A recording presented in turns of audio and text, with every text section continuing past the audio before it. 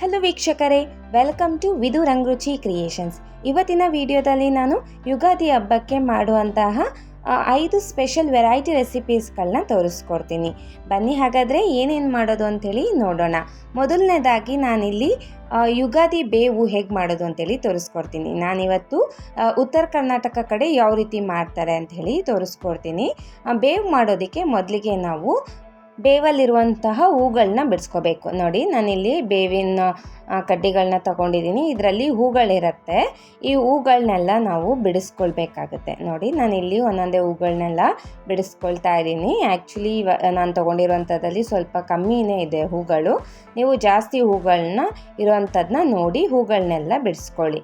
ನೀವು ಕ್ವಾಂಟಿಟಿ ಎಷ್ಟು ಮಾಡ್ತೀರಾ ಅದಕ್ಕೆ ನೋಡಿಕೊಂಡು ಹಾಕ್ಕೊಳ್ಬೋದು. ನಾನಿಲ್ಲಿ ಸ್ವಲ್ಪ ಕ್ವಾಂಟಿಟಿ ಮಾಡ್ತಿದ್ದೀನಿ, ಅದಕ್ಕೋಸ್ಕರ ಸ್ವಲ್ಪ ಹೂಗಳನ್ನ ತೊಗೊಂಡಿದ್ದೀನಿ. ನೋಡಿ, ಹೂಗಳನ್ನ ಒಮ್ಮೆ ಈ ರೀತಿ ಕೈಯಲ್ಲಿ ನಾವು ಸ್ವಲ್ಪ ಉಜ್ಕೊಳ್ಬೇಕು. ಆವಾಗ ಅದರಲ್ಲಿರುವಂತಹ ಎಲೆಗಳ ಅಂದರೆ ದಳಗಳೆಲ್ಲ ಸ್ವಲ್ಪ ಸಪ್ರೇಟ್ ಆಗುತ್ತೆ. ನೋಡಿ, ನಾನಿಲ್ಲಿ ಸ್ವಲ್ಪ ತೊಗೊಂಡಿದ್ದೀನಿ. ಬನ್ನಿ ಹೇಗೆ ಮಾಡೋದು ಅಂತೇಳಿ ನೋಡೋಣ. ನಾನಿಲ್ಲಿ ಒಂದು ಬೌಲಿಗೆ 2 ಟೇಬಲ್ ಸ್ಪೂನ್ ಆಗೋಷ್ಟು ಬೆಲ್ಲನ ಹಾಕ್ಕೊಂಡಿದ್ದೀನಿ. ಹಾಗೆ ಒಂದು 2 ರಿಂದ 3 ಟೇಬಲ್ ಸ್ಪೂನ್ ಆಗೋಷ್ಟು ಹುಣಸೆ ರಸನ ಹಾಕ್ಕೊಳ್ತಿದ್ದೀನಿ. ಹುಣಸೆ ಹಣ್ಣನ್ನ ನೆನೆಸಿಟ್ಕೊಂಡು ಅದನ್ನೆಲ್ಲ ಕಿವುಚ್ಕೊಂಡು ನಾನು ರಸನ ಹಾಕ್ಕೊಂಡಿದ್ದೀನಿ. ಹಾಗೆ 2 ಟೇಬಲ್ ಸ್ಪೂನ್ ಆಗೋಷ್ಟು ನಾನು ಒಣ ಕೊಬ್ಬರಿನ ತುರ್ಕೊಂಡು ಹಾಕ್ಕೊಂಡಿದ್ದೀನಿ. ಹಾಗೆ ಇನ್ನು 2 ಟೇಬಲ್ ಸ್ಪೂನ್ ಆಗೋಷ್ಟು ನಾನಿಲ್ಲಿ ಕಡಲೆ ಪಪ್ಪಿನ ಪುಡಿನ ತೊಗೊಂಡಿದ್ದೀನಿ. ಅಂದರೆ ಹುರ್ಗಡ್ಲೆ ಪಪ್ಪು, ಅಂದರೆ ಹುರ್ಗಡ್ಲೆ ನೀವು ಅದನ್ನು ಮಿಕ್ಸಿಗೆ ಹಾಕ್ಕೊಂಡು 2 ಟೇಬಲ್ ಸ್ಪೂನ್ ಹಾಕ್ಕೊಳ್ಳಿ. ಹಾಗೆ ಇದಕ್ಕೆ ಡ್ರೈ ಫ್ರೂಟ್ಸ್ಗಳನ್ನ ಹಾಕ್ಕೊಳ್ತಿದ್ದೀನಿ. ದ್ರಾಕ್ಷಿ, ಗೋಡಂಬಿ ಮತ್ತು ಬಾದಾಮಿನ ಈ ರೀತಿ ಚಿಕ್ಕ ಚಿಕ್ಕದಾಗಿ ಕಟ್ ಮಾಡಿಕೊಂಡು ಹಾಕ್ಕೊಳ್ತಾ ಇದ್ದೀನಿ. ಡ್ರೈ ಫ್ರೂಟ್ಸ್ ಹಾಕ್ಕೊಂಡ್ರೆ ತುಂಬ ಟೇಸ್ಟಿಯಾಗಿರುತ್ತೆ. ನೋಡಿ, ಈಗ ಇದಕ್ಕೆ ನಾನು 2 ಟೇಬಲ್ ಸ್ಪೂನ್ ಆಗೋಷ್ಟು ಮಾವಿನಕಾಯಿ ತುರಿನ ಹಾಕ್ಕೊಳ್ತಾ ಇದ್ದೀನಿ. ನೀವು ಮಾವಿನಕಾಯಿನ ತುರ್ಕೊಂಡು ಆದರೂ ಹಾಕ್ಕೊಳ್ಬೋದು ಅಥವಾ ಚಿಕ್ಕ ಚಿಕ್ಕದಾಗಿ ಕಟ್ ಮಾಡ್ಕೊಂಡು ಕೂಡ ಹಾಕ್ಕೊಳ್ಬೋದು. ಹಾಗೆ ಇದಕ್ಕೆ 1/4 ಟೀ ಸ್ಪೂನ್ ಆಗೋಷ್ಟು ನಾನು ಗಸಗಸೆನ ಹಾಕ್ಕೊಂಡಿದ್ದೀನಿ. ಹಾಗೆ ಮತ್ತು ಬೇವಿನ ಅವಾಗೆ ಹೂವು ತಗೊಂಡಿದ್ವಲ್ಲ ಅದನ್ನು ಹಾಕ್ಕೊಂಡಿದ್ದೀನಿ. ಹಾಗೆ ಇದಕ್ಕೆ ನಾನು ಸ್ವಲ್ಪ ನೀರು ಸೇರಿಸ್ಕೊಂಡು ಇದನ್ನೆಲ್ಲ ನಾನು ಮಿಕ್ಸ್ ಮಾಡ್ಕೊಳ್ತಾ ಇದ್ದೀನಿ. ನಿಮಗೆ ನೀರಾಗಿ ಬೇಕು ಅಂದರೆ ಜಾಸ್ತಿ ನೀರು ಹಾಕ್ಕೊಂಡು ಮಿಕ್ಸ್ ಮಾಡ್ಕೊಳ್ಳಿ, ಅಥವಾ ಗಟ್ಟಿಗೆ ಬೇಕು ಅಂದರೆ ನೀರೇನು ಹಾಕ್ಕೊಳ್ಬೇಡಿ. ಹುಣಸೆಹಣ್ಣು ರಸದ ಹಾಕ್ಕೊಂಡಿರ್ತೀವಲ್ಲ ಅದರಲ್ಲೇ ನೀವು ಕಲಿಸ್ಕೊಂಡು ಸವಿಬೋದು. ನಾನಿಲ್ಲಿ ಸ್ವಲ್ಪ ನೀರಾಗಿ ಮಾಡ್ಕೊಳ್ತಾ ಇದ್ದೀನಿ. ಅದಕ್ಕೆ ನಾನು ಸ್ವಲ್ಪ ನೀರನ್ನ ಸೇರಿಸ್ಕೊಂಡು ಇದನ್ನೆಲ್ಲ ಚೆನ್ನಾಗಿ ಮಿಕ್ಸ್ ಮಾಡ್ಕೊಳ್ತಾ ಇದ್ದೀನಿ. ನೋಡಿದ್ರಲ್ವ ಎಷ್ಟು ಸುಲಭವಾಗಿ ಉತ್ತರ ಕರ್ನಾಟಕ ಸ್ಟೈಲಲ್ಲಿ ಬೇವು ರೆಡಿ ಆಗಿದೆ ಅಂಥೇಳಿ. ನಾನು ಇದನ್ನು ಒಂದು ಬೌಲಿಗೆ ಸರ್ವ್ ಮಾಡ್ಕೊಳ್ತಾ ಇದ್ದೀನಿ. ತುಂಬ ಟೇಸ್ಟಿಯಾಗಿರುತ್ತೆ. ನೀವು ಹಬ್ಬಕ್ಕೆ ಇದಂತೂ ಮಾಡಲೇಬೇಕಾಗತ್ತೆ. ಯಾಕೆಂದರೆ ಯುಗಾದಿ ಹಬ್ಬಕ್ಕೆ ಬೇವು ಇಲ್ಲ ಅಂದರೆ ಯುಗಾದಿ ಹಬ್ಬ ಕಂಪ್ಲೀಟ್ ಆಗೋದೇ ಇಲ್ಲ ಅಂತಲೇ ಹೇಳ್ಬೋದು. ಸೊ ಯುಗಾದಿ ಹಬ್ಬಕ್ಕೆ ನಾನು ಈ ರೀತಿಯಾಗಿ ಉತ್ತರ ಕರ್ನಾಟಕ ಶೈಲಿಯಲ್ಲಿ ನಾನು ಬೇವನ್ನ ರೆಡಿ ಮಾಡ್ಕೊಂಡಿದ್ದೀನಿ. ನೋಡಿದ್ರಲ್ವ ಎಷ್ಟು ಸುಲಭವಾಗಿ ಯುಗಾದಿ ಬೇವು ರೆಡಿಯಾಗಿದೆ ಅಂಥೇಳಿ. ನೀವು ಕೂಡ ಇವಾಗ ಬರ್ತಿರೋ ಅಂತಹ ಹಬ್ಬಕ್ಕೆ ಈ ರೀತಿಯಾಗಿ ಬೇವು ಮನೇಲಿ ಟ್ರೈ ಮಾಡಿ ಹೇಗೆ ಬಂತು ಅಂತೇಳಿ ಕಮೆಂಟ್ ಮಾಡಿ. ಎರಡನೇದಾಗಿ ಇಲ್ಲಿ ನಾನು ಬೇಳೆ ಒಬ್ಬಟ್ಟನ್ನ ಮಾಡ್ಕೊಳ್ತಾ ಇದ್ದೀನಿ. ತುಂಬ ಟೇಸ್ಟಿಯಾಗಿರುತ್ತೆ. ನೀವು ಸುಲಭವಾಗಿ ಬರ್ತಿರುವಂಥ ಹಬ್ಬಕ್ಕೆ ನೀವು ಒಬ್ಬಟ್ಟನ್ನ ಮಾಡ್ಕೊಳ್ಬೋದು. ಕೆಲವರು ಒಬ್ಬಟ್ಟು ಅಂತಾರೆ, ಹಾಗೆ ಹೋಳಿಗೆ ಅಂತಾರೆ. ಬನ್ನಿ ಹೇಗೆ ಮಾಡೋದು ಅಂತೇಳಿ ನೋಡೋಣ. ಮೊದಲಿಗೆ ನಾನು ಹೋಳಿಗೆ ಅಂದರೆ ಒಬ್ಬಟ್ಟು ಮಾಡೋದಕ್ಕೆ ನಾನಿಲ್ಲಿ 1 ಗ್ಲಾಸ್ ಆಗುವಷ್ಟು ಮೈದಾ ಹಿಟ್ಟನ್ನ ತೊಗೊಂಡಿದ್ದೀನಿ. ಅದನ್ನು ನಾನು ಒಂದು ಬೌಲ್ಗೆ ಸೇರಿಸ್ಕೊಳ್ತಾ ಇದ್ದೀನಿ. ಹಾಗೆ ಇಲ್ಲಿ ಒಂದು ಬೌಲ್ಗೆ ನಾನಿಲ್ಲಿ 1/4 ಬೌಲ್ ಆಗೋಷ್ಟು, ಅಂದರೆ 1 ಗ್ಲಾಸ್ಗೆ 1/4 ಗ್ಲಾಸ್ ಆಗೋಷ್ಟು ನಾನು ಹೋಳಿಗೆ ರವೆನ ತೊಗೊಂಡಿದ್ದೀನಿ. ನೋಡಿ, ಈ ರೀತಿಯಾಗಿ ಸಣ್ಣ ರವೆ ಇರುತ್ತೆ, ಹೋಳಿಗೆ ರವೆ ಅಂತ ಕೇಳಿದ್ರೆ ಸಿಗತ್ತೆ. ನಾನು ಅದನ್ನು 1/4 ಗ್ಲಾಸ್ ಆಗೋಷ್ಟು ಹಾಕ್ಕೊಂಡಿದ್ದೀನಿ. ಹಾಗೆ ಇದಕ್ಕೆ ನಾನು 1/4 ಟೀ ಸ್ಪೂನ್ ಆಗೋಷ್ಟು ಅರಿಶಿನ ಮತ್ತು ರುಚಿಗೆ ತಕ್ಕಷ್ಟು ಉಪ್ಪನ್ನು ಹಾಕ್ಕೊಂಡಿದ್ದೀನಿ. ಇದನ್ನೆಲ್ಲ ನಾನು ನೀಟಾಗಿ ಒಮ್ಮೆ ಮಿಕ್ಸ್ ಮಾಡ್ಕೊಳ್ತಾ ಇದ್ದೀನಿ. ಹಾಗೆ ಇದಕ್ಕೆ ನಾನು ನೀರು ಸೇರಿಸ್ಕೊಂಡು ನಿಧಾನಕ್ಕೆ ಕಲಿಸ್ಕೊಳ್ತೀನಿ. ನೀವು ಅರಿಶಿನ ಬೇಡ ಅಂದರೆ ಸ್ಕಿಪ್ ಮಾಡ್ಕೊಳ್ಬೋದು. ಅರಿಶಿನ ಹಾಕಿದ್ರೆ ಕಲರ್ ಬರುತ್ತೆ. ನಿಮಗೆ ಬೆಳ್ಳಗೆ ಬೇಕು ಅಂದರೆ ಅರಿಶಿನ ನೀವು ಸ್ಕಿಪ್ ಮಾಡ್ಕೊಳ್ಬೋದು. ನೋಡಿ, ಈಗ ಇದಕ್ಕೆ ನಾನು ಸ್ವಲ್ಪ ಸ್ವಲ್ಪ ನೀರು ಸೇರಿಸ್ಕೊಳ್ತಾ ಕಲಿಸ್ಕೊಳ್ತಾ ಇದ್ದೀನಿ. ಒಂದೇ ಸಲ ಜಾಸ್ತಿ ನೀರು ಹಾಕ್ಕೊಳ್ಬೇಡಿ, ನೀರು ಜಾಸ್ತಿ ಆದರೆ ಕಷ್ಟ ಆಗುತ್ತೆ. ಅದಕ್ಕೋಸ್ಕರ ನೀವು ಸ್ವಲ್ಪ ಸ್ವಲ್ಪ ನೀರು ಸೇರಿಸ್ಕೊಳ್ತಾ ಚೆನ್ನಾಗಿ ಕಲಿಸ್ಕೊಳ್ಳಿ. ನೋಡಿ, ಈಗ ಈ ರೀತಿಯಾಗಿ ನಾನು ಕಲಿಸ್ಕೊಂಡಿದ್ದೀನಿ. ಈಗ ಇದಕ್ಕೆ ನಾನು 3 ರಿಂದ 4 ಟೇಬಲ್ ಸ್ಪೂನ್ ಆಗೋಷ್ಟು ಎಣ್ಣೆನ ಹಾಕ್ಕೊಂಡು ಮಿಕ್ಸ್ ಮಾಡ್ಕೊಳ್ತೀನಿ. ರವೆ ಹಾಕಿರೋದ್ರಿಂದ ನೀವು ಸ್ವಲ್ಪ ಮೆತ್ತಗೆನೆ ಕಲಿಸ್ಕೊಳ್ಳಿ, ಯಾಕೆಂದರೆ ರವೆ ಹರಳುತ್ತೆ. ಅದಕ್ಕೋಸ್ಕರ ನಾವು ಸ್ವಲ್ಪ ಮೆತ್ತಗೆನೆ ಕಲಿಸ್ಕೊಳ್ಬೇಕು, ಆಮೇಲೆ ಇದು ಗಟ್ಟಿ ಆಗುತ್ತೆ. ನೋಡಿ, ಇದಕ್ಕೆ ಎಣ್ಣೆ ಹಾಕ್ಕೊಂಡು ಇದನ್ನೆಲ್ಲ ಚೆನ್ನಾಗಿ ನಾನು ಸ್ವಲ್ಪ ನಾದ್ಕೊಂಡಿದ್ದೀನಿ. ಈಗ ಇದಕ್ಕೆ ನಾನು ಇನ್ನು ಒಂದು 5ರಿಂದ 6 ಟೇಬಲ್ ಸ್ಪೂನ್ ಆಗೋಷ್ಟು ಎಣ್ಣೆನ ಹಾಕ್ಕೊಳ್ತಾ ಇದ್ದೀನಿ. ಎಣ್ಣೆ ಹಾಕ್ಕೊಂಡು ಇದನ್ನು ನೆನೆಸ್ಕೊಳ್ಬೇಕು. ಅದಕ್ಕೋಸ್ಕರ ನೋಡಿ ಈ ರೀತಿಯಾಗಿ ಇನ್ನೂ ಒಂದು 5ರಿಂದ 6 ಟೇಬಲ್ ಸ್ಪೂನ್ ಆಗೋಷ್ಟು ಎಣ್ಣೆನ ಹಾಕ್ಕೊಂಡು ಇದನ್ನೆಲ್ಲ ಸ್ವಲ್ಪ ನಾನು ಮಿಕ್ಸ್ ಮಾಡ್ಕೊಳ್ತಾ ಇದ್ದೀನಿ. ನೋಡಿ ಈ ರೀತಿಯಾಗಿ ಹಾಕ್ಕೊಂಡು ಎಣ್ಣೆಯಲ್ಲಿ ನಾವು ಸ್ವಲ್ಪ ನೆನೆಸ್ಕೊಳ್ಬೇಕಾಗತ್ತೆ. ಏನಿಲ್ಲ ಅಂದರೂ ಮಿನಿಮಮ್ ನಾವು 6ರಿಂದ 8 ಅವರ್ ನೆನೆಸ್ಕೊಂಡ್ರೆ ಲೇಯರ್ ಆಗಿ ಒಬ್ಬಟ್ಟು ತುಂಬ ಚೆನ್ನಾಗಿ ಬರುತ್ತೆ. ನೋಡಿ ನಾನು ಪ್ಲೇಟ್ ಕ್ಲೋಸ್ ಮಾಡಿಕೊಂಡು ಮಿನಿಮಮ್ ಒಂದು 6 ಅವರ್ ನೆನೆಸ್ಕೊಳ್ತೀನಿ. ಟೈಮ್ ಇಲ್ಲ ಅಂದರೆ ಮಿನಿಮಮ್ ಒಂದು 3 ಅವರ್ ಆದರೂ ನೆನೆಸ್ಕೊಳ್ಳಿ, ಚೆನ್ನಾಗಿ ಬರುತ್ತೆ. ಬನ್ನಿ ಈಗ ಹೂರ್ಣ ಮಾಡ್ಕೊಳ್ಳೋದು ಹೇಗಂತೇಳಿ ನೋಡೋಣ. ಹೂರ್ಣ ಮಾಡೋದಕ್ಕೆ ಇಲ್ಲಿ ನಾನು 1 ಗ್ಲಾಸ್ ಆಗೋಷ್ಟು ತೊಗರಿ ಬೇಳೆನ ತೊಗೊಂಡಿದ್ದೀನಿ, ಹಾಗೆ 1 ಗ್ಲಾಸ್ ಆಗೋಷ್ಟು ಬೆಲ್ಲನ ತೊಗೊಂಡಿದ್ದೀನಿ. ಯಾವ ಗ್ಲಾಸಲ್ಲಿ ಅಂದರೆ ಯಾವ ಬೌಲಲ್ಲಿ ನೀವು ಬೇಳೆ ತೊಗೊಂಡಿರ್ತೀರಾ ಅದೇ ಅಳತೆಯಲ್ಲೇ ನಾವು ಬೆಲ್ಲನ ತೊಗೊಳ್ಬೇಕಾಗತ್ತೆ. ಹಾಗೆ ಸ್ವಲ್ಪ ಒಣ ಶುಂಠಿ ಹಾಗೆ 1-2 ಏಲಕ್ಕಿನ ತೊಗೊಂಡಿದ್ದೀನಿ. ಒಣ ಶುಂಠಿ ಹಾಕೋದ್ರಿಂದ ಟೇಸ್ಟು ತುಂಬ ಚೆನ್ನಾಗಿ ಬರುತ್ತೆ ಒಬ್ಬಟ್ಟಿಗೆ.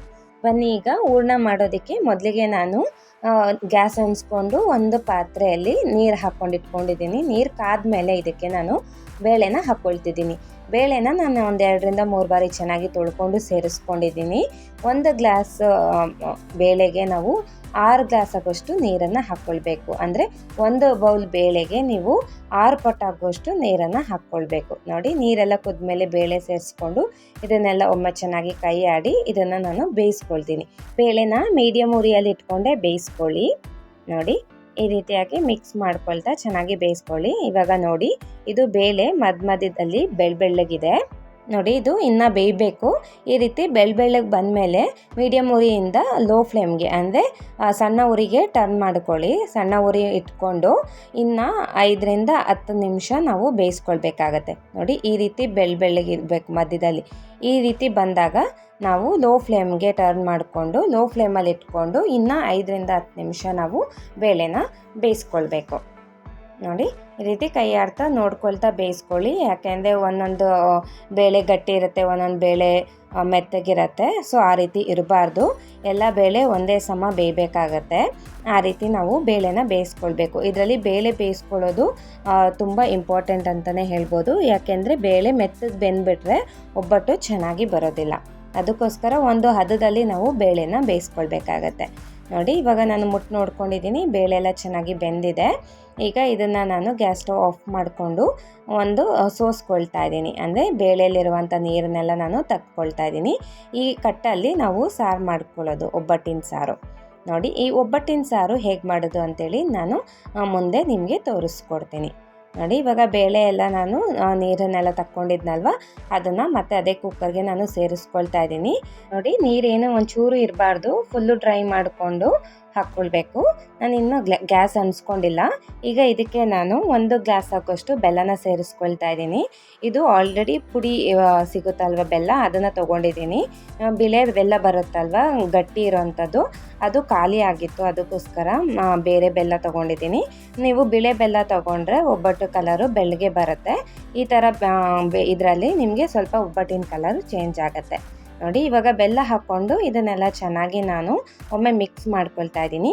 ಈಗ ಇದಕ್ಕೆ ನಾನು ಪುಡಿ ಮಾಡ್ಕೊಂಡಿರುವಂಥ ಏಲಕ್ಕಿ ಮತ್ತು ಒಣ ಶುಂಠಿನ ಹಾಕ್ಕೊಂಡು ಇದನ್ನೆಲ್ಲ ಚೆನ್ನಾಗಿ ನಾನು ಮಿಕ್ಸ್ ಮಾಡ್ಕೊಳ್ತಿದ್ದೀನಿ. ಈಗ ನಾನು ಲೋ ಫ್ಲೇಮಲ್ಲಿ ಇಟ್ಕೊಂಡಿದ್ದೀನಿ. ಗ್ಯಾಸ್ ಹಂಚ್ಕೊಂಡು ಲೋ ಫ್ಲೇಮಲ್ಲಿ ಇಟ್ಕೊಂಡು ಇದನ್ನೆಲ್ಲ ಚೆನ್ನಾಗಿ ನಾನು ಮಿಕ್ಸ್ ಮಾಡಿಕೊಂಡು ಕುದಿಸ್ಕೊಳ್ತಿದ್ದೀನಿ. ನೋಡಿ ಇದನ್ನೆಲ್ಲ ಚೆನ್ನಾಗಿ ನಾನು ಬೆಲ್ಲ ಎಲ್ಲ ಕರಗಬೇಕು. ನೋಡಿ ಬೆಲ್ಲ ಎಲ್ಲ ಕರಗ್ತಾ ಇದೆ. ಈ ಅದಕ್ಕಿರಬೇಕು, ತುಂಬ ನೀರಾಗೂ ಇರಬಾರ್ದು, ತುಂಬ ಪಾಕ ಥರ ಗಟ್ಟಿಯಾಗೂ ಇರಬಾರ್ದು. ನೋಡಿ ಇವಾಗ ಇದು ಆಗಿದೆ. ನಾನು ಇದಕ್ಕೆ 1 ಸೌಟ್ ಆಗೋಷ್ಟು ತೆಗೆದಿಟ್ಕೊಳ್ತಾ ಇದ್ದೀನಿ ಸಾರು ಮಾಡೋದಕ್ಕೆ ಉಪಯೋಗಿಸ್ಕೊಳ್ಳೋದಕ್ಕೆ. ಬನ್ನಿ ಇವಾಗ ಬೇಳೆನ ರುಬ್ಕೊಳ್ಬೇಕಾಗತ್ತೆ. ನಾನು ದೊಡ್ಡ ಜಾರೇ ತೊಗೊಂಡಿದ್ದೀನಿ. ಈ ದೊಡ್ಡ ಜಾರಲ್ಲೇ ನಮ್ಮದಲ್ಲಿ ಚೆನ್ನಾಗಿ ನುಣ್ಣಗಾಗುತ್ತೆ ಬೇಳೆಗಳು. ಅದಕ್ಕೋಸ್ಕರ ನಿಮ್ಮದು ದೊಡ್ಡ ಜಾರಲ್ಲಿ ಬೇಳೆಗಳು ನುಣ್ಣಗಾಗೋದಿಲ್ಲ ಅಂದರೆ ಚಟ್ನಿ ಜಾರ್ ಇರುತ್ತಲ್ವ ಅದಕ್ಕೆ ಸ್ವಲ್ಪ ಹಾಕ್ಕೊಂಡು ಚೆನ್ನಾಗಿ ರುಬ್ಕೊಳ್ಳಿ. ನುಣ್ಣಗೆ ರುಬ್ಕೊಳ್ಬೇಕಾಗತ್ತೆ. ಬೇಳೆನ ನಾವು ಬಿಸಿ ಇದ್ದಾಗಲೇ ರುಬ್ಕೊಳ್ಬೇಕು. ತಣ್ಣಗಾದ್ಮೇಲೆ ಚೆನ್ನಾಗಿ ಬರೋದಿಲ್ಲ ನಿಮಗೆ ರುಬ್ಕೊಳ್ಳೋದಕ್ಕೆ. ನೀವು ಸ್ವಲ್ಪ ಬೇಳೆನ ಮಿಕ್ಸಿ ಜಾರ್ಗೆ ಸೇರಿಸ್ಕೊಂಡ್ಮೇಲೆ ಇನ್ನೂ ಇರುತ್ತಲ್ವ ಬೇಳೆಗಳು, ಅದಕ್ಕೆ ನೀವು ಪ್ಲೇಟ್ ಮುಚ್ಕೊಂಡು ಆಮೇಲೆ ಒಂದು ಸ್ವಲ್ಪನೇ ತೊಗೊಂಡು ರುಬ್ಕೊಳ್ಳಿ. ನೋಡಿ ಈ ಥರ ಕೈ ಆಡ್ತಾ ಈ ಥರ ಮಿಕ್ಸ್ ಮಾಡ್ಕೊಳ್ತಾ ನಾವು ನುಣ್ಣಗೆ ರುಬ್ಕೊಳ್ಬೇಕಾಗತ್ತೆ. ನೋಡಿ ಇದು ಮಿಕ್ಸ್ ಮಾಡಿಕೊಂಡು ಮತ್ತೆ ನಾನು ಇದನ್ನು ರುಬ್ಕೊಳ್ತೀನಿ. ನೋಡಿ ಈ ರೀತಿಯಾಗಿ ನಾನು ನುಣ್ಣಗೆ ರುಬ್ಕೊಂಡಿದ್ದೀನಿ. ಈಗ ಇದನ್ನೆಲ್ಲ ನಾನು ಒಂದು ಬೌಲ್ಗೆ ಸೇರಿಸ್ಕೊಳ್ತಾ ಇದ್ದೀನಿ. ಇದೇ ರೀತಿ ನಾನು ಎಲ್ಲ ಬೇಳೆಗಳನ್ನು ಈ ರೀತಿಯಾಗಿ ನಾನು ರುಬ್ಕೊಂಡು ತಗೊಂಡಿದ್ದೀನಿ. ನೋಡಿ ಈ ಕನ್ಸಿಸ್ಟೆನ್ಸಿಯಲ್ಲಿ ಇರಬೇಕಾಗತ್ತೆ. ನೋಡ್ತಿರ್ಬೋದಲ್ವ ನೀವು ವಿಡಿಯೋದಲ್ಲಿ, ಈ ಕನ್ಸಿಸ್ಟೆನ್ಸಿಯಲ್ಲಿ ನಾವು ಬೇಳೆನ ರುಬ್ಕೊಳ್ಬೇಕು. ನೋಡಿ ಬೇಳೆ ನುಣ್ಣಗೆ ಆಗಿಲ್ಲ ಅಂದರೆ ನಿಮಗೆ ಒಬ್ಬಟ್ಟು ಮಾಡೋದಕ್ಕೆ ಬರೋದಿಲ್ಲ, ಅರ್ಧೋಗ್ಬಿಡತ್ತೆ. ನೋಡಿ ಇವಾಗ ಬನ್ನಿ ಈಗ ಒಬ್ಬಟ್ಟನ್ನ ಹೇಗೆ ಮಾಡ್ಕೊಳ್ಳೋದು ಅಂತೇಳಿ ನೋಡೋಣ. ನಾನಿಲ್ಲಿ ಮಿನಿಮಮ್ ಒಂದು 6 ಅವರ್ ನೆನೆಸ್ಕೊಂಡಿದ್ದೆ. ನೋಡಿ ಈ ಸೈಜಲ್ಲಿ ನಾನು ಉಂಡೆಗಳನ್ನ ಮಾಡ್ಕೊಂಡಿದ್ದೀನಿ. ನಾನಿಲ್ಲಿ ಬಟರ್ ಪೇಪರ್ ತೊಗೊಂಡಿದ್ದೀನಿ. ನಿಮ್ಮ ಬಟರ್ ಪೇಪರ್ ಇಲ್ಲಾಂದರೆ ನೀವು ಬಾಳೆ ಎಲೆ ಮೇಲಾದರೂ ಮಾಡ್ಕೊಳ್ಬೋದು, ಅಥವಾ ಎಣ್ಣೆ ಕವರ್ ಇರುತ್ತಲ್ವ ಎಣ್ಣೆ ಕವರ್ ಮೇಲಾದರೂ ಮಾಡ್ಕೊಳ್ಬೋದು. ನೋಡಿ ಈ ರೀತಿ ನಾನು ಸ್ವಲ್ಪ ಅಗಲವಾಗಿ ಮಾಡ್ಕೊಂಡಿದ್ದೀನಿ ಎಲೆನ. ಈಗ ಇದಕ್ಕೆ ನಾನು ಈ ಸೈಜಲ್ಲಿ ನಾನು ಹೂರ್ಣನ ತೊಗೊಂಡಿದ್ದೀನಿ.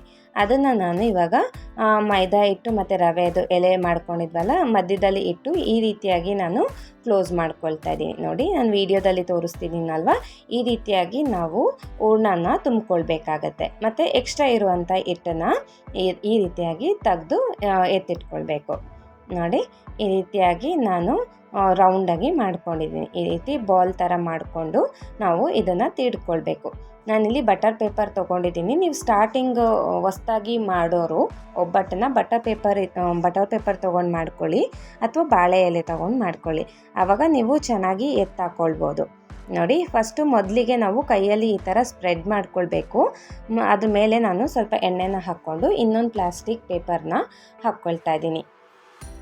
ನೋಡಿ ಫಸ್ಟು ನಾವು ಸ್ಪ್ರೆಡ್ ಮಾಡ್ಕೊಳ್ಬೇಕು. ಒಂದೇ ಸಲ ನಾವು ತೀಡಕ್ಕೆ ಹೋದರೆ ಸರಿಗೆ ಬರೋದಿಲ್ಲ, ಯಾಕೆಂದರೆ ಒಂದು ಕಡೆ ಹೂರ್ಣ ಒಂದು ಕಡೆ ಹಿಟ್ಟಾಗ್ಬಿಡುತ್ತೆ. ಅದಕ್ಕೆ ಫಸ್ಟಿಗೆ ನಾವು ಚೆನ್ನಾಗಿ ತಟ್ಕೊಂಡು ಆಮೇಲೆ ಈ ರೀತಿ ಮಾಡ್ಕೊಳ್ಬೇಕು. ನೋಡಿ ಈ ರೀತಿ ನಾನು ಎಲ್ಲ ಈ ಥರ ಸ್ಪ್ರೆಡ್ ಮಾಡ್ಕೊಳ್ತಾ ಇದ್ದೀನಿ.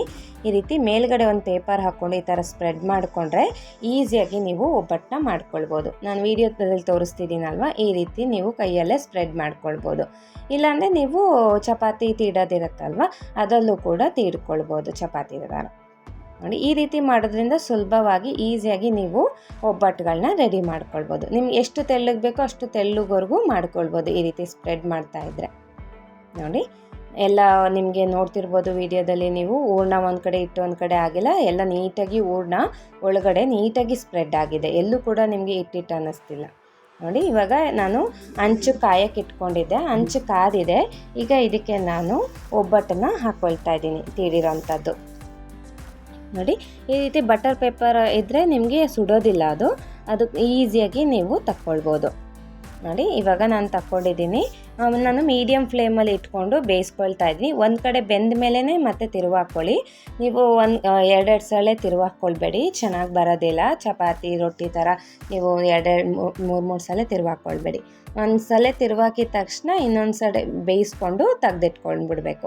ಮತ್ತು ನೀವು ಬೇಗ ಆಗಬೇಕು ಅಂತ ಉರಿ ಜೋರಾಗಿಡೋದು ಮತ್ತು ಕಮ್ಮಿ ಮಾಡೋದು ಆ ರೀತಿ ಮಾಡಬೇಡಿ. ಒಂದೇ ಉರಿಯಲ್ಲೇ ನಾವು ಒಬ್ಬಟ್ಟನ್ನ ಬೇಯಿಸ್ಕೊಳ್ಬೇಕು. ನೋಡಿದ್ರಲ್ವ ಎಷ್ಟು ಸುಲಭವಾಗಿ ಬೇಳೆ ಒಬ್ಬಟ್ಟು ರೆಡಿಯಾಗಿದೆ ಅಂತೇಳಿ. ನೀವು ಕೂಡ ಈ ಹಬ್ಬಕ್ಕೆ ಮಾಡಿ ಹೇಗೆ ಬಂತು ಅಂತೇಳಿ ಕಮೆಂಟ್ ಮಾಡಿ. ಬನ್ನಿ ಇವಾಗ ಸಾರು ಹೇಗೆ ಮಾಡೋದು ಅಂತೇಳಿ ನೋಡೋಣ. ಒಬ್ಬಟ್ಟಿನ ಸಾರು, ಬೇಳೆ ಒಬ್ಬಟ್ಟು ಮಾಡಿದ್ರೆ ಒಬ್ಬಟ್ಟಿನ ಸಾರು ಇಲ್ಲ ಅಂದರೆ ಆ ಹಬ್ಬಕ್ಕೆ ಅದು ಕಳೆನೇ ಬರೋದಿಲ್ಲ. ಒಬ್ಬಟ್ಟಿನ ಸಾರು ತುಂಬ ಟೇಸ್ಟಿಯಾಗಿರುತ್ತೆ. ಒಬ್ಬಟ್ಟು ಮಾಡಿದಾಗೆ ನೀವು ಬೇಳೆ ಒಬ್ಬಟ್ಟಿನ ಸಾರು ಮಾಡಬೇಕು ಅಂತ ಏನಿಲ್ಲ. ನಾರ್ಮಲಾಗಿ ನೀವು ಬೇಳೆನ ಬೇಯಿಸಿರ್ತೀರಲ್ವ ಪಲ್ಯಗಳಿಗೆ, ಅದರಿಂದ ಕೂಡ ಒಬ್ಬಟ್ಟಿನ ಸಾರು ಮಾಡ್ಕೊಳ್ಬೋದು. ಬನ್ನಿ ಹೇಗೆ ಮಾಡೋದು ಅಂತೇಳಿ ನೋಡೋಣ. ಒಬ್ಬಟ್ಟಿನ ಸಾರು ಮಾಡೋದಕ್ಕೆ ನಾನು ಆಲ್ರೆಡಿ ನಿಮಗೆ ತೋರಿಸಿದ್ದೀನಿ. ಒಬ್ಬಟ್ಟು ಮಾಡ್ಬೇಕಾದ್ರೆ ನಾವು ಬೇಳೆನ ಬೇಯಿಸ್ಕೊಂಡಿದ್ವಲ್ಲ, ಆ ನೀರಲ್ಲಿ ನಾವು ಸಾರನ್ನ ಮಾಡ್ಕೊಳ್ಳೋವಂಥದ್ದು. ನೋಡಿ ಈ ನೀರಿರುತ್ತಲ್ವ ಬೇಳೆ ಬೇಯಿಸ್ಕೊಂಡಿರುವಂಥ ಕಟ್ಟಲ್ಲಿ ನಾವು ಸಾರು ಮಾಡ್ಕೊಳ್ಳೋದು. ಬನ್ನಿ ಈಗ ಒಬ್ಬಟ್ಟಿನ ಸಾರು ಹೇಗೆ ಮಾಡ್ಕೊಳ್ಳೋದು ಅಂತೇಳಿ ನೋಡೋಣ. ಅದಕ್ಕೆ ಒಬ್ಬಟ್ಟಿನ ಸಾರು ಮಾಡೋದಕ್ಕೆ ಮೊದಲಿಗೆ ನಾವು ಮಸಾಲಾನ ರುಬ್ಕೊಳ್ಬೇಕಾಗತ್ತೆ. ಮಸಾಲ ರುಬ್ಬೋದಕ್ಕೆ ಮೊದಲಿಗೆ ನಾನು ಗ್ಯಾಸ್ ಹಂಚ್ಕೊಂಡು ಒಂದು ಬಾಣಲಿ ಇಟ್ಕೊಂಡಿದ್ದೀನಿ. ಬಾಣಲಿ ಕಾದ ನಂತರ ಒಂದು 2-3 ಟೇಬಲ್ ಸ್ಪೂನ್ ಆಗೋಷ್ಟು ಎಣ್ಣೆ ಹಾಕ್ಕೊಂಡಿದ್ದೀನಿ. ಎಣ್ಣೆ ಕಾದ ನಂತರ ಇದಕ್ಕೆ ನಾನು 2 ಮೀಡಿಯಮ್ ಸೈಜ್ ಈರುಳ್ಳಿನ ಈ ರೀತಿ ಚಿಕ್ಕದಾಗಿ ಕಟ್ ಮಾಡ್ಕೊಂಡು ಹಾಕ್ಕೊಂಡಿದ್ದೀನಿ. ಈರುಳ್ಳಿ ಎಲ್ಲ ಚೆನ್ನಾಗಿ ಸಾಫ್ಟ್ ಆಗೋವರೆಗೂ ಫ್ರೈ ಮಾಡ್ಕೊಳ್ಬೇಕಾಗತ್ತೆ. ನೋಡಿ, ಈಗ ಇದಕ್ಕೆ ನಾನು ಒಂದು 20 ಕೆಂಪು ಮೆಣಸಿನ್ಕಾಯಿ ಅಂದರೆ ಕೆಂಪುದು ಒಣ ಮೆಣಸಿನ್ಕಾಯಿನ ಹಾಕ್ಕೊಂಡಿದ್ದೀನಿ. ಖಾರ ನೋಡಿಕೊಂಡು ಹಾಕ್ಕೊಳ್ಳಿ, ನಿಮಗೆ ಖಾರ ಕಮ್ಮಿ ಬೇಕು ಅಂದರೆ ಕಮ್ಮಿ ಮೆಣಸಿನ್ಕಾಯಿನ ಬಳಸ್ಕೊಳ್ಳಿ. ಈಗ ಇದಕ್ಕೆ ನಾನು ಒಂದು 15ರಿಂದ 20 ಬೆಳ್ಳುಳ್ಳಿಗಳನ್ನ ಹಾಕ್ಕೊಂಡಿದ್ದೀನಿ. ಬೆಳ್ಳುಳ್ಳಿ ಹಾಕ್ಕೊಂಡು ಫ್ರೈ ಮಾಡ್ಕೊಳ್ತಾ ಇದ್ದೀನಿ. ನಾನಿಲ್ಲಿ ಜಾಸ್ತಿ ಕ್ವಾಂಟಿಟಿ ಮಾಡ್ತಿರೋದ್ರಿಂದ ನಾನು ಜಾಸ್ತಿ ಪದಾರ್ಥಗಳನ್ನ ಹಾಕ್ಕೊಳ್ತಾ ಇದ್ದೀನಿ, ಅಂದರೆ ಕ್ವಾಂಟಿಟಿ ಜಾಸ್ತಿ ಹಾಕ್ಕೊಳ್ತಿದ್ದೀನಿ. ನೀವು ಕಮ್ಮಿ ಮಾಡೋದಾಗಿದ್ದರೆ ನೀವು ಕಮ್ಮಿ ಮಾಡ್ಕೊಳ್ಬೋದು, ಅಂದರೆ ಇದೇ ಕ್ವಾಂಟಿಟಿನೇ ನೀವು ಕಮ್ಮಿ ಮಾಡ್ಕೊಳ್ಳಿ. ಈಗ ಇದಕ್ಕೆ ನಾನು 2 ಟೇಬಲ್ ಸ್ಪೂನ್ ಆಗೋಷ್ಟು ಕೊತ್ತಂಬರಿ ಕಾಳುಗಳನ್ನ ಹಾಕ್ಕೊಳ್ತಾ ಇದ್ದೀನಿ. ಕೊತ್ತಂಬರಿ ಕಾಳುಗಳು ಹಾಕ್ಕೊಂಡು ಕೂಡ ಫ್ರೈ ಮಾಡ್ಕೊಳ್ತಿದ್ದೀನಿ. ಕೊತ್ತಂಬರಿ ಕಾಳು ಇಲ್ಲ ಅಂದರೆ ನೀವು ಧನಿಯಾ ಪುಡಿ ಕೂಡ ಹಾಕ್ಕೊಳ್ಬೋದು, ಬಟ್ ಕೊತ್ತಂಬರಿ ಕಾಳು ಹಾಕ್ಕೊಂಡ್ರೆ ನಿಮಗೆ ಸ್ವಲ್ಪ ಚೆನ್ನಾಗಿ ಟೇಸ್ಟ್ ಬರೋದು. ನೋಡಿ, ಕಾಳು ಹಾಕ್ಕೊಂಡಿದ್ದೀನಿಲ್ಲ, ಫ್ರೈ ಮಾಡ್ಕೊಂಡಿದ್ದೀನಿ. ಈಗ ಇದಕ್ಕೆ ನಾನು ಒಂದು 8ರಿಂದ 10 ಮೆಣಸು ಕಾಳುಗಳನ್ನ ಹಾಕ್ಕೊಂಡಿದ್ದೀನಿ. ಹಾಗೆ ಒಂದು 3 ಲವಂಗನ ಹಾಕ್ಕೊಂಡಿದ್ದೀನಿ. ಮೆಣಸು ಲವಂಗ ಜಾಸ್ತಿ ಹಾಕ್ಕೊಳ್ಳೋಕೆ ಹೋಗಬೇಡಿ, ಮಸಾಲೆ ಅನಿಸ್ಬಿಡುತ್ತೆ, ಚೆನ್ನಾಗಿರೋದಿಲ್ಲ. ಸ್ವಲ್ಪನೇ ಹಾಕ್ಕೊಳ್ಳಿ. 8ರಿಂದ 10 ಹಾಕ್ಕೊಂಡಿದ್ದೀನಿ. ಹಾಗೆ ಒಂದು 3 ಲವಂಗನ ತೊಗೊಂಡಿದ್ದೀನಿ. ನೋಡಿ, ಇದೆಲ್ಲ ಚೆನ್ನಾಗಿ ಮಿಕ್ಸ್ ಮಾಡ್ಕೊಂಡಿದ್ದೀನಿ. ಈಗ ಇದಕ್ಕೆ ನಾನು ಒಂದು 2 ಗರಿ ಆಗುವಷ್ಟು ಕರಿಬೇವನ್ನ ಹಾಕ್ಕೊಳ್ತಾ ಇದ್ದೀನಿ. ನಾನಿಲ್ಲಿ ಒಣಗಿರೋಂಥ ಕರಿಬೇವನ್ನೇ ತೊಗೊಂಡಿದ್ದೀನಿ. ನಿಮ್ಮಲ್ಲಿ ಹಸಿ ಕರಿಬೇವಿದ್ದರೆ ಹಸಿ ಇದನ್ನು ಹಾಕ್ಕೊಂಡು ಫ್ರೈ ಮಾಡ್ಕೊಳ್ಬೋದು. ನೋಡಿ, ಈಗ ಇದನ್ನೆಲ್ಲ ಚೆನ್ನಾಗಿ ನಾನು ಮಿಕ್ಸ್ ಮಾಡ್ಕೊಂಡಿದ್ದೀನಿ. ಈಗ ಇದಕ್ಕೆ ನಾನು ಒಂದು ಇಡಿ ಆಗೋಷ್ಟು ಕೊಬ್ಬರಿನ ಹಾಕ್ಕೊಂಡಿದ್ದೀನಿ. ಒಣ ಕೊಬ್ಬರಿನ ತುರ್ಕೊಂಡು ಹಾಕ್ಕೊಂಡಿದ್ದೀನಿ. ಕೆಲವರು ಕೊಬ್ಬರಿ ಹಾಕ್ಕೊಳ್ತಾರೆ, ಕೆಲವರು ಹಾಕ್ಕೊಳ್ಳೋದಿಲ್ಲ. ಮಸಾಲ ಜಾಸ್ತಿ ಬರಬೇಕಲ್ವ, ಅದಕ್ಕೋಸ್ಕರ ಕೊಬ್ಬರಿ ಹಾಕ್ಕೊಂಡ್ರೆ ಆ ಮಸಾಲ ಜಾಸ್ತಿ ಬರುತ್ತೆ, ಹಾಗೆ ಟೇಸ್ಟು ಕೂಡ ತುಂಬ ಚೆನ್ನಾಗಿರುತ್ತೆ. ನೋಡಿ, ಇಲ್ಲಿ ನಾನು ಒಂದು ಇಡಿ ಆಗೋಷ್ಟು ಒಂದು ಇಡಿ ಆಗೋಷ್ಟು ಒಣ ಕೊಬ್ಬರಿನ ತುರ್ಕೊಂಡು ಹಾಕ್ಕೊಂಡಿದ್ದೀನಿ. ಇಲ್ಲಾಂದರೆ ನೀವು ಚಿಕ್ಕ ಚಿಕ್ಕದಾಗಿ ಕಟ್ ಮಾಡ್ಕೊಂಡು ಕೂಡ ಹಾಕ್ಕೊಳ್ಬೋದು. ಈಗ ಇದಕ್ಕೆ ನಾನು ಸ್ವಲ್ಪ ಕೊತ್ತಂಬರಿ ಸೊಪ್ಪನ್ನ ಸೇರಿಸ್ಕೊಂಡಿದ್ದೀನಿ. ಕೊತ್ತಂಬರಿ ಸೊಪ್ಪು ಜಾಸ್ತಿ ತೊಗೋಬೇಡಿ, ಸ್ವಲ್ಪನೇ ಹಾಕ್ಕೊಳ್ಳಿ. ಕೊತ್ತಂಬರಿ ಸೊಪ್ಪು ಹಾಕ್ಕೊಂಡು ಜಾಸ್ತಿ ಹೊತ್ತು ಫ್ರೈ ಮಾಡಬೇಡಿ, ಒಂದು 30 ಸೆಕೆಂಡ್ಸ್ ಫ್ರೈ ಮಾಡಿ ಗ್ಯಾಸ್ ಸ್ಟವ್ನ ಆಫ್ ಮಾಡ್ಕೊಳ್ಳಿ. ನೋಡಿ, ಈಗ ಇದೆಲ್ಲ ಚೆನ್ನಾಗಿ ಫ್ರೈ ಆಗಿದೆ. ನಾನು ಗ್ಯಾಸ್ ಸ್ಟವ್ ಆಫ್ ಮಾಡಿಕೊಂಡು ಇದನ್ನು ಸ್ವಲ್ಪ ತಣ್ಣಗಾದ್ಮೇಲೆ ನಾನು ರುಬ್ಕೊಳ್ತಾ ಇದ್ದೀನಿ. ಸ್ವಲ್ಪ ತಣ್ಣಗಾದ್ಮೇಲೆ ನಾನು ಮಿಕ್ಸಿ ಜಾರ್ಗೆ ಸೇರಿಸ್ಕೊಂಡು ರುಬ್ಕೊಳ್ತೀನಿ. ನೋಡಿ, ಈಗ ಇದನ್ನೆಲ್ಲ ನಾನು ಮಿಕ್ಸಿ ಜಾರ್ಗೆ ಹಾಕ್ಕೊಂಡಿದ್ದೀನಿ. ಬಿಸಿ ಇದ್ದಾಗೆ ಹಾಕ್ಕೊಂಡ್ರೆ ಅದು ನಿಮಗೆ ಎಗ್ರು ಬಿಡುತ್ತೆ ಮಸಾಲೆ ಎಲ್ಲ. ನೋಡಿ, ನಾನು ತಣ್ಣಗಾದ್ಮೇಲೆ ಹಾಕ್ಕೊಂಡಿದ್ದೀನಿ. ಈಗ ನಾವು ಆವಾಗಲೇ ತೆಗೆದಿಟ್ಕೊಂಡಿದ್ವಲ್ಲ ಬೇಳೆ ಬೇಯಿಸಿರೋಂಥದ್ದು, ಅದನ್ನು ಕೂಡ ಸೇರಿಸ್ಕೊಂಡು ಇದನ್ನು ನಾನು ನುಣ್ಣಗೆ ರುಬ್ಕೊಳ್ತೀನಿ. ನೀರು ಸೇರಿಸ್ಕೊಂಡು ಚೆನ್ನಾಗಿ ರುಬ್ಕೊಳ್ಳಿ. ಬನ್ನಿ, ಈಗ ಸಾರಿಗೆ ಒಗ್ಗರಣೆನ ಹಾಕ್ಕೊಳ್ಳೋಣ. ಮೊದಲಿಗೆ ನಾನು ಗ್ಯಾಸ್ ಅಂಟಿಸ್ಕೊಂಡು ಒಂದು ದೊಡ್ಡ ಪಾತ್ರೆ ಅಥವಾ ಕುಕ್ಕರ್ನ ಇಟ್ಕೊಳ್ಳಿ.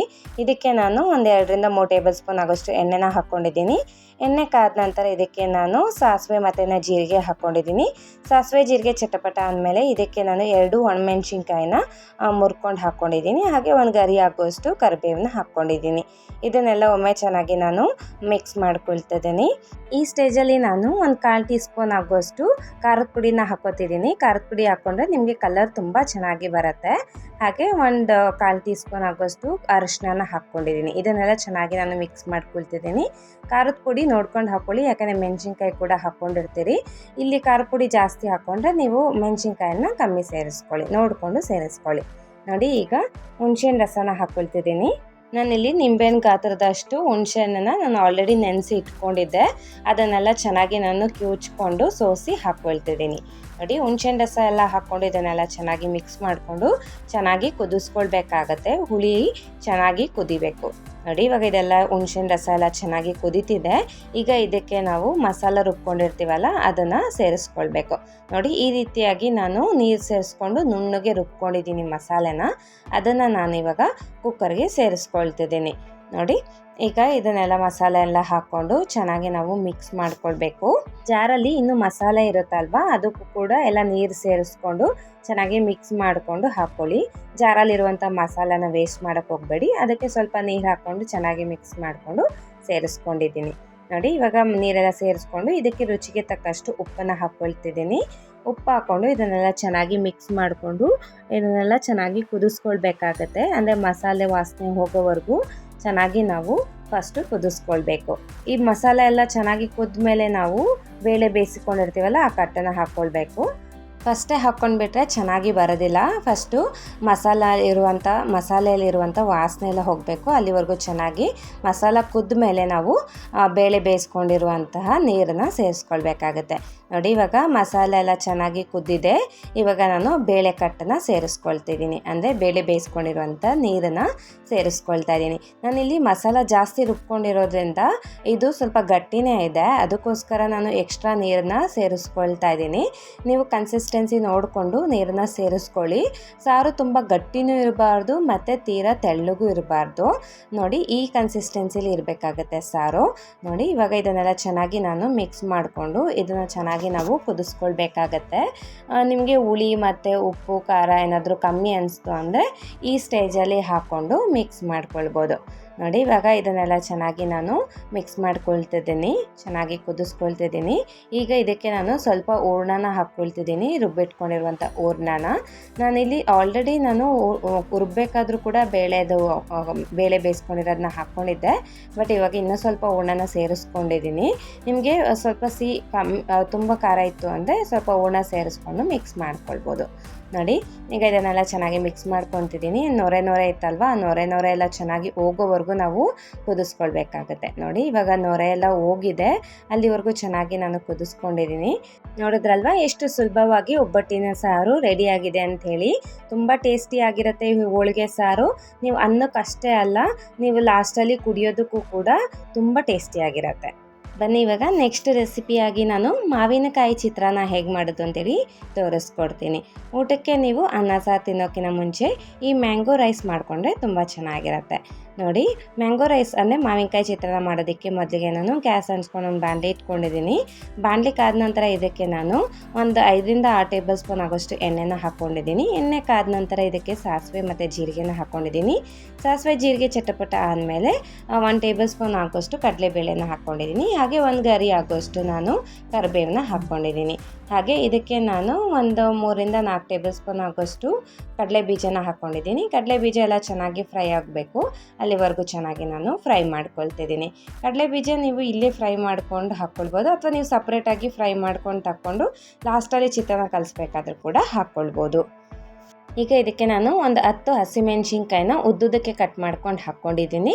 ನೀವು ಹಸಿಮೆಣ್ಸಿನ್ಕಾಯಿ ನಿಮಗೆ ಖಾರಕ್ಕೆ ತಕ್ಕಂತೆ ಹಾಕ್ಕೊಳ್ಬೋದು. ಖಾರ ಜಾಸ್ತಿ ಇತ್ತು ಅಂದರೆ ನೀವು ಮೆಣಸಿನ್ಕಾಯಿನ ಕಮ್ಮಿ ಸೇರಿಸ್ಕೊಳ್ಬೋದು. ನೋಡಿ, ಈಗ ಹಸಿಮೆಣ್ಸಿನ್ಕಾಯಿ ಎಲ್ಲ ಚೆನ್ನಾಗಿ ಫ್ರೈ ಆಗಿದೆ, ಎಣ್ಣೆಯಲ್ಲಿ ಚೆನ್ನಾಗಿ ಖಾರ ಬಿಡೋವರೆಗೂ ಫ್ರೈ ಮಾಡ್ಕೊಂಡಿದ್ದೀನಿ. ಈಗ ಇದಕ್ಕೆ ನಾನು 2 ದೊಡ್ಡ ಈರುಳ್ಳಿನ ಚಿಕ್ಕದಾಗಿ ಕಟ್ ಮಾಡ್ಕೊಂಡು ಹಾಕ್ಕೊಂಡಿದ್ದೀನಿ. ಸಣ್ಣವಿದ್ದರೆ 4 ಈರುಳ್ಳಿನ ಹಾಕ್ಕೊಳ್ಬೋದು. ಅಂದರೆ ನೀವು ಕ್ವಾಂಟಿಟಿ ಎಷ್ಟು ಮಾಡ್ಕೊತಿದ್ರೆ ಅಷ್ಟರ ಮೇಲೆ ನೀವು ಉಪಯೋಗಿಸ್ಕೊಳ್ಬೋದು. ನೋಡಿ, ಈರುಳ್ಳಿ ಎಲ್ಲ ಚೆನ್ನಾಗಿ ನಾನು ಸಾಫ್ಟ್ ಆಗೋವರೆಗೂ ಫ್ರೈ ಮಾಡ್ಕೊಂಡಿದ್ದೀನಿ. ನೋಡಿ, ಈಗ ಇದಕ್ಕೆ ನಾನು ತುರ್ಕೊಂಡಿರುವಂತಹ ಮಾವಿನಕಾಯಿನ ಹಾಕ್ಕೊಂಡಿದ್ದೀನಿ. ಅಂದರೆ ನಾನು ಇಲ್ಲಿ ತೋತಾಪುರಿನ ತೊಗೊಂಡಿದ್ದೀನಿ. ಒಂದು ತೋತಾಪುರಿಯಲ್ಲಿ ಅರ್ಧ ತೋತಾಪುರಿನ ತುರ್ಕೊಂಡು ಹಾಕ್ಕೊಳ್ಳಿ. ನೋಡಿ, ಇವಾಗ ಇದನ್ನು ಚೆನ್ನಾಗಿ ನಾವು ಫ್ರೈ ಮಾಡ್ಕೊಳ್ಬೇಕು. ಮಾವಿನಕಾಯಲ್ಲಿ ಸ್ವಲ್ಪ ಹಸಿ ವಾಸನೆ ಇರುತ್ತಲ್ವ, ನೀರಿನ ಅಂಶ ಎಲ್ಲ ಇರುತ್ತೆ, ಅದು ಹೋಗೋವರೆಗೂ ಚೆನ್ನಾಗಿ ಫ್ರೈ ಮಾಡ್ಕೊಳ್ಳಿ. ಈಗ ಇದಕ್ಕೆ ನಾನು ಒಂದು ಅರ್ಧ ಟೀ ಸ್ಪೂನ್ ಆಗುವಷ್ಟು ಅರಿಶಿಣದ ಪುಡಿನ ಹಾಕ್ಕೊಂಡಿದ್ದೀನಿ. ಅರಿಶಿಣದ ಪುಡಿ ಹಾಕ್ಕೊಂಡು ಇದನ್ನೆಲ್ಲ ಚೆನ್ನಾಗಿ ನಾವು ಮಿಕ್ಸ್ ಮಾಡ್ಕೊಳ್ಬೇಕಾಗತ್ತೆ. ಈಗ ಇದಕ್ಕೆ ನಾನು ರುಚಿಗೆ ತಕ್ಕಷ್ಟು ಉಪ್ಪನ್ನ ಹಾಕ್ಕೊಳ್ತಿದ್ದೀನಿ. ನೀವು ಉಪ್ಪು ನೋಡ್ಕೊಂಡು ಸೇರಿಸ್ಕೊಳ್ಳಿ, ಮತ್ತು ಉಪ್ಪು ಜಾಸ್ತಿ ಆದರೆ ಚೆನ್ನಾಗಿರೋದಿಲ್ಲ. ಬೇಕಾದ್ರೆ ಕಮ್ಮಿ ಆಯಿತು ಅಂದರೆ ನೀವು ಅನ್ನ ಕಲಿಸ್ಬೇಕಾದ್ರೆ ಉಪ್ಪು ಸೇರಿಸ್ಕೊಂಡು ಕಳಿಸ್ಕೊಳ್ಬೋದು. ನೋಡಿ, ಇವಾಗ ಉಪ್ಪೆಲ್ಲ ಹಾಕ್ಕೊಂಡಿದ್ದೀನಲ್ಲ, ಚೆನ್ನಾಗಿ ನಾನು ಮಿಕ್ಸ್ ಮಾಡ್ಕೊಂಡಿದ್ದೀನಿ, ಅದೇ ಫ್ರೈ ಮಾಡ್ಕೊಂಡಿದ್ದೀನಿ. ನೋಡಿ, ಇದೆಲ್ಲ ಸ್ವಲ್ಪ ಲೈಟಾಗಿ ಎಣ್ಣೆ ಕೂಡ ಬಿಡ್ತಾ ಇದೆ. ಈಗ ಇದಕ್ಕೆ ನಾನು ಚಿಕ್ಕದಾಗಿ ಕಟ್ ಮಾಡ್ಕೊಂಡಿರುವಂಥ ಕೊತ್ತಂಬರಿ ಸೊಪ್ಪನ್ನ ಹಾಕ್ಕೊಳ್ತಿದ್ದೀನಿ. ನೀವು ನಾರ್ಮಲ್ ಚಿತ್ರಾನ್ನಕ್ಕೆ ಈರುಳ್ಳಿನ ಉದ್ದುದಕ್ಕೆ ಕಟ್ ಮಾಡ್ಕೊಳ್ತೀರಲ್ವ, ಆ ರೀತಿ ಉದ್ದುದಕ್ಕೆ ಕೂಡ ಕಟ್ ಮಾಡ್ಕೊಂಡು ಹಾಕ್ಕೊಳ್ಬೋದು. ಮತ್ತು ಇದಕ್ಕೆ ನೀವು ನಿಂಬೆಹಣ್ಣು ರಸನ ಸೇರಿಸ್ಕೊಳ್ಳೋ ಅವಶ್ಯಕತೆ ಇಲ್ಲ, ಯಾಕೆಂದರೆ ಮಾವಿನಕಾಯಿ ಹಾಕ್ಕೊಂಡಿರ್ತೀರಲ್ವ ಅದರಲ್ಲೇ ಹುಳಿ ಇರುತ್ತೆ. ನೋಡಿ, ಇವಾಗ ಇದು ಗೊಜ್ಜು ರೆಡಿ ಆಗಿದೆ. ನಾನು ಗ್ಯಾಸ್ ಸ್ಟವ್ ಆಫ್ ಮಾಡ್ಕೊಂಡಿದ್ದೀನಿ. ಮತ್ತು ಅನ್ನನ ನಾನು ಬಿಸಿ ಅನ್ನ ಇರುತ್ತಲ್ವ ಅದನ್ನು ಸ್ವಲ್ಪ ಈ ರೀತಿ ಅಗಲವಾದ ಪಾತ್ರೆಗೆ ಹಾಕ್ಕೊಂಡು ಸ್ವಲ್ಪ ಆರೋದಕ್ಕೆ ಬಿಡಿ. ಒಂದೇ ಸಲ ಹಾಕ್ಕೊಂಡ್ರೆ ಮುದ್ದೆ ಆಗಿಬಿಡುತ್ತೆ, ಚೆನ್ನಾಗಿರೋದಿಲ್ಲ. ಸ್ವಲ್ಪ ಈ ರೀತಿ ಬಿಡಿಯಾಗಿ ಮಾಡಿಕೊಂಡು ಅನ್ನನ ಸ್ವಲ್ಪ ಆರಿಸ್ಕೊಂಡು ಗೊಜ್ಜು ಸೇರಿಸ್ಕೊಂಡು ಇದನ್ನೆಲ್ಲ ಚೆನ್ನಾಗಿ ನಾವು ಮಿಕ್ಸ್ ಮಾಡ್ಕೊಳ್ಬೇಕಾಗತ್ತೆ. ನೋಡಿ ಎಷ್ಟು ಸುಲಭವಾಗಿ ಮಾವಿನಕಾಯಿ ಚಿತ್ರಾನ್ನ ರೆಡಿಯಾಗಿದೆ ಅಂಥೇಳಿ. ಉಪ್ಪೇನಾದರೂ ಕಮ್ಮಿ ಇತ್ತು ಅಂದರೆ ಟೇಸ್ಟ್ ನೋಡಿಕೊಂಡು ಸ್ವಲ್ಪ ಉಪ್ಪು ಮಿಕ್ಸ್ ಮಾಡ್ಕೊಳ್ಳಿ. ನೋಡಿ ಇದೆಲ್ಲ ಚೆನ್ನಾಗಿ ನಾನು ಮಿಕ್ಸ್ ಮಾಡ್ಕೊಂಡಿದ್ದೀನಿ. ನೋಡಿದ್ರಲ್ವ ಎಷ್ಟು ಸುಲಭವಾಗಿ ಮಾವಿನಕಾಯಿ ಚಿತ್ರಾನ್ನ ರೆಡಿಯಾಗಿದೆ ಅಂಥೇಳಿ. ನೀವು ಕೂಡ ಇವಾಗ ಬರ್ತಿರುವಂಥ ಹಬ್ಬಕ್ಕೆ ಈ ಮಾವಿನಕಾಯಿ ಚಿತ್ರಾನ್ನ ಟ್ರೈ ಮಾಡಿ ಹೇಗೆ ಬಂತು ಅಂಥೇಳಿ ಕಮೆಂಟ್ ಮಾಡಿ. ನೋಡಿ ಇದೆಲ್ಲ ಚೆನ್ನಾಗಿ ಮಿಕ್ಸ್ ಮಾಡ್ಕೊಂಡಿದ್ದೀನಿ.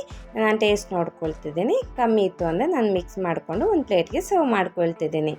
ಬನ್ನಿ ಇವಾಗ ನೆಕ್ಸ್ಟ್ ನಾನು ಬದನೆಕಾಯಿ ಪಲ್ಯ ಹೇಗೆ ಮಾಡೋದು ಅಂತೇಳಿ ತೋರಿಸ್ಕೊಡ್ತೀನಿ. ತುಂಬ ಟೇಸ್ಟಿಯಾಗಿರುತ್ತೆ. ನೀವು ಫುಲ್ಲು ಊಟ ಕಂಪ್ಲೀಟ್ ಆಗಬೇಕು ಅಂದರೆ ಒಂದು ಪಲ್ಯ, ಒಂದು ರೈಸು ಮತ್ತು ಸಿಹಿ ಮತ್ತು ಸಾರು ಎಲ್ಲ ಇದ್ರೇ ಚೆನ್ನಾಗಿ. ನಾನಿಲ್ಲಿ ಬದನೆಕಾಯಿ ಪಲ್ಯ ಹೇಗೆ ಮಾಡೋದು ಅಂತೇಳಿ ತೋರಿಸ್ಕೊಡ್ತೀನಿ.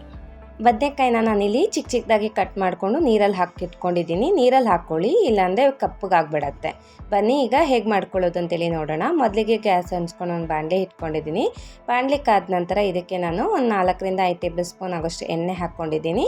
ಎಣ್ಣೆ ಕಾದ ನಂತರ ಸಾಸಿವೆ ಮತ್ತು ಜೀರಿಗೆ ಹಾಗೆ ಕರಿಬೇವನ್ನ ಹಾಕ್ಕೊಂಡಿದ್ದೀನಿ.